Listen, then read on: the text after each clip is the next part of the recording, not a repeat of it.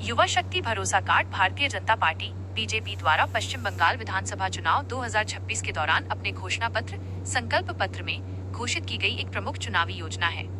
ये योजना पश्चिम बंगाल के बेरोजगार युवाओं को आर्थिक सुरक्षा, कौशल विकास और रोजगार खोजने में मदद करने के लिए तैयार की गई है।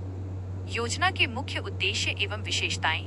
मासिक आर्थिक सहायता। इसके तहत राज्य के योग्य बेरोजगार युवाओं को जब तक रोजगार नहीं मिल जाता तब तक 3,000 रूपए प्रति माह की वित्तीय सहायता देने का वादा किया गया है।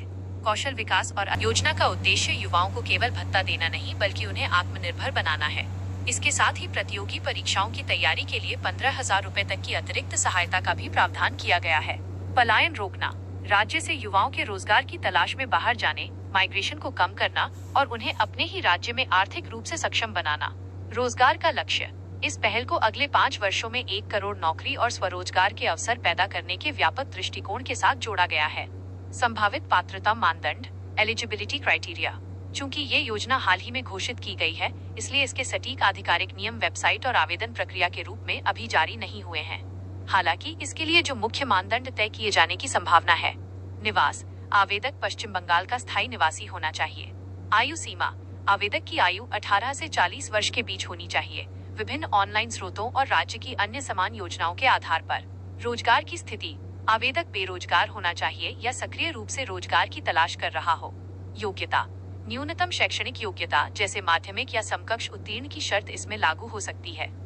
योजना के पीछे की राजनीति और अन्य योजनाएं। राजनीतिक परिदृश्य। पश्चिम बंगाल में यह योजना तृणमूल कांग्रेस टीएमसी की पहले से चल रही युवा साथी योजना के मुकाबले में लाई गई है, जिसके तहत 1,500 रूपए प्रति माह की सहायता दी जाती है। अन्य घोषणाएं। इसी के साथ महिलाओं के लिए मातृशक्ति भरोसा कार्ड की भी घोषणा की गई थी, जिसके तहत महिलाओं को 3,000 रूपए प्रति माह, 36,000 रूपए प्रति वर्ष देने का वादा किया गया है। आवेदन प्रक्रिया।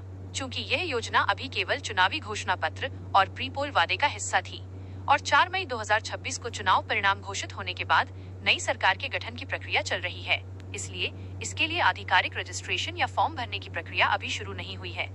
जैसे ही इसे राज्य सरकार द्वारा आधिकारिक तौर पर लागू किया जाएगा, विस्तृत दिशा निर्देश, वेबसाइट और फॉर्म भरने का तरीका जारी किया जाएगा।